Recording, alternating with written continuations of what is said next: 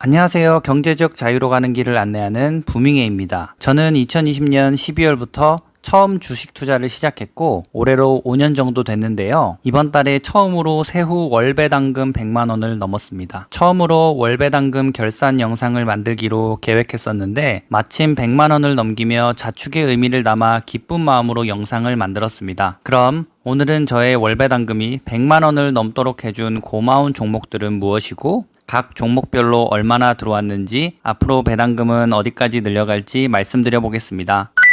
영상 시작 전 구독과 좋아요 그리고 따뜻한 댓글 부탁드립니다. 그럼 영상 시작하겠습니다.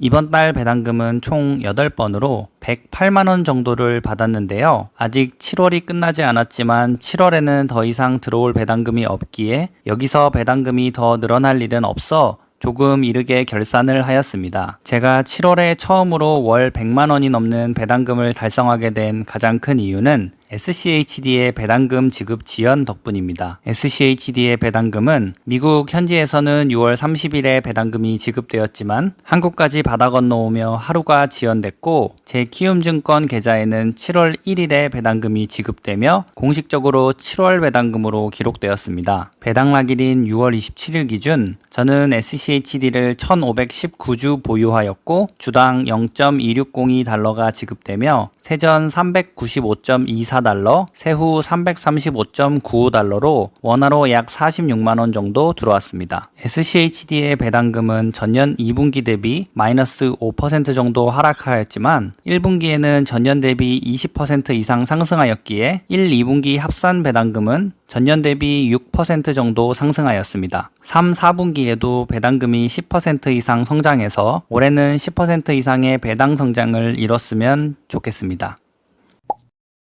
다음은 제가 ISA 계좌에서 5,800만원가량 투자 중인 타이거 미국 배당 다우존스에서 16만 3,982원을 보내주었습니다. 저는 3년 가까이 ISA에서 타이거 미국 배당 다우존스를 꾸준히 모아가고 있는데요. 국내판 SCHD인 타미당도 배당금이 전년 1, 2분기 합산 대비 약 5% 증가하며 SCHD와 비슷한 성장률을 기록하였습니다. 다만 2023년 대비 2024년 배당금이 10% 넘게 성장하는 등 아직은 신뢰할 만한 데이터가 쌓이지 않는 것으로 보여 지속적으로 지켜보며 투자를 할 예정입니다. 특히 올해 5월에는 타이거 ETF의 자산운용사인 미래에셋 자산운용에서 잘못된 운용으로 이전까지 평균 한 주당 40원가량 지급되던 분배금이 26원으로 급격하게 줄어들며 많은 투자자들이 분노하며 타미당을 매도하고 떠나기도 했는데요. 저도 자산운용사의 잘못을 인지했지만 만약 제가 다른 종목으로 교체할 경우 매도 매수 수수료가 더 나올 것 같아 바꾸지 않고 계속 매수하고 있습니다. 다행히 6월부터는 다시 정상적으로 분배금을 지급하고 있지만 많은 투자자들의 분이 아직 풀리지 않은 만큼 5월과 같은 실수가 반복되지 않았으면 하는 마음이 큽니다. 제가 SCHD와 타이거 미국 배당 다우존스를 분리해서 투자하게 된 이유는 국내 상장 ETF가 월배당인 점이 장기 투자에 더 도움이 된다고 생각했고 ISA 계좌의 최대 장점인 절세 혜택을 누리기 위함이었는데요.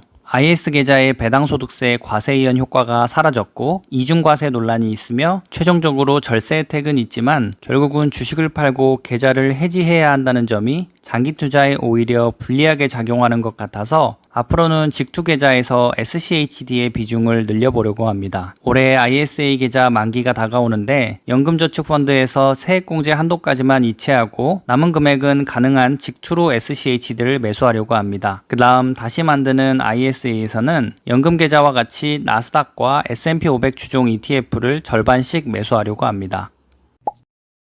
다음은 제가 해외 계좌에서 직접 투자하고 있는 S&P 500 ETF인 SPLG인데요. 제가 SPLG를 투자하는 이유는 운용보수가 가장 작기 때문입니다. 어차피 S&P 500 지수를 추종하기에 수익률은 차이가 없을 것이라 보고 수수료가 가장 저렴한 상품을 골랐습니다. SCHD와 같은 이유로 S&P 500 ETF인 SPLG의 배당금도 7월 1일에 계좌로 들어왔습니다. 배당락일 기준 300주를 보유하였고 주당 0.2136달러의 배당금을 지급하며 세전 64.08달러, 세후 54.47달러를 받았습니다. SCHD와 SPLG 두 개 ETF 배당금이 약 390달러로 하나로 약 54만 원이나 되는 돈이 7월에 들어오며 월 100만 원을 넘기는데 큰 도움을 주었습니다.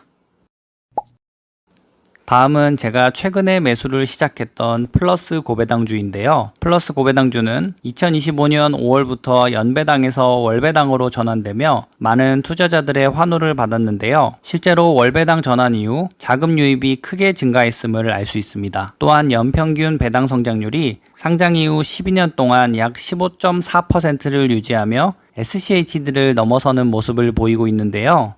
게다가 7월 말 들어 조금 주가가 하락은 했지만 올해 대선 이후 이어진 국내 주식 상승장에 제대로 올라타며 올해만 주가가 40% 이상 오르는 엄청난 성과를 보여주고 있습니다. 하지만 배당 성장면에서 보면 상장 이후 2015년과 2020년에 배당금이 줄어든 이력이 있어 아직은 투자자들의 완벽한 신뢰를 얻기가 어려워 보입니다. 완벽한 신뢰를 얻기 위해서는 더 오랜 기간 감액 없는 꾸준한 배당 성장이 필요해 보입니다. 다음으로는 K뱅크 예금이자가 있습니다. 수개월 전 현금 비중 조절을 위해 K뱅크에 1000만원짜리 예금을 가입했었는데요. 만기까지 기다려보려 했으나 이번 달 국내 미국 주식과 비트코인까지 모든 자산의 상승장에 포모를 느끼며 결국 중도 해지 후 급하게 주식과 비트코인을 매수하는 데 사용하고 말았습니다. 다행히 가입 후 기간이 꽤 견고해서 중도 해지했음에도 이자를 93,165원이나 주었습니다. 이자는 배당이 아니기 때문에 배당금에 포함시키는 것이 정신승리라고 생각하실 수도 있으실 텐데요. 사실 정신승리가 맞긴 합니다. 하지만 저는 이자소득도 배당과 같은 금융소득이라고 생각하고 앞으로도 예금 적금으로 받은 이자도 배당소득에 포함시키려고 합니다. 다음은 제가 직전 영상에서 다뤘던 말보로의 제조사 알트리아인데요. 올해도 역시 배당금을 늘리며 정확한 날짜에 배당금을 입금해 주었습니다. 알트리아는 무려 50년 이상 배당금을 증가시켜온 배당 왕족주인데요. 자세한 내용이 궁금하신 분들은 위 영상을 봐주시면 좋겠습니다. 저는 알트리아를 앞으로도 소량이나마 꾸준히 모아갈 것이며 SCHD와 유일하게 배당월이 겹치는 7월에 시너지 효과를 발휘해서 역대급 배당금을 받을 수 있도록 해보겠습니다. 마지막으로 어김없이 이번 달도 배당금을 보내준 리얼티 인컴인데요. 한때 한국인들의 아주 많은 사랑을 받았지만 1년 주가 수익이 마이너스를 기록하며 많은 분들에게 포모를 안겨주었고 요즘 유행하는 커브드콜 ETF 같이 높은 배당률을 주지도 않다 보니 관심 자체가 사라져버린 느낌입니다. 하지만 리얼티 인컴이 요즘 주춤하긴 해도 리얼티 인컴 홈페이지에 대문짝만하게 자랑해 놓은 661개월 동안 끊기지 않고 배당금을 지급해온 이력을 높게 평가하여 저는 아직 매도하지 않고 있습니다. 배당 성장률은 SCHD보다 낮고 주가 상승률은 S&P 500에 한참 못 미치는 주식이지만 저는 월 10만원 정도의 배당을 일정한 날에 매번 지급해주며 제 포트폴리오에 없는 리츠 섹터로 자산 해지도 해주는 리얼티 인컴을 계속 보유할 것입니다. 현재 326주를 보유하고 있고 이번 달에는 세전 87.69달러, 세후 74.54달러가 들어왔습니다. 앞에서 설명드린 이번 달 제 배당금의 종목과 금액은 이렇습니다. 달러 환율 1391원 기준 총 108만5,648원입니다. 이렇게 이번 달 배당금과 저에게 배당금을 보내온 종목에 대해 정리해 보았는데요.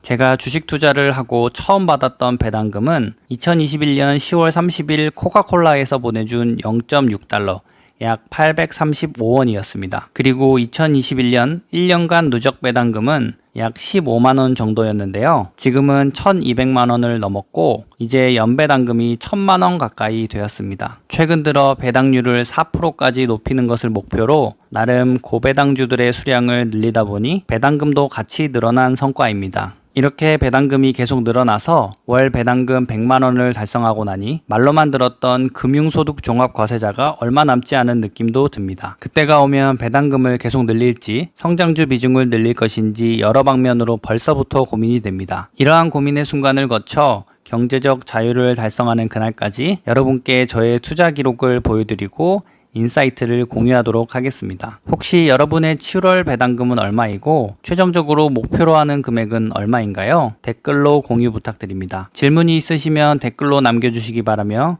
오늘 내용이 도움되셨다면 구독과 좋아요 부탁드립니다. 다음 영상에서 뵙겠습니다. 감사합니다.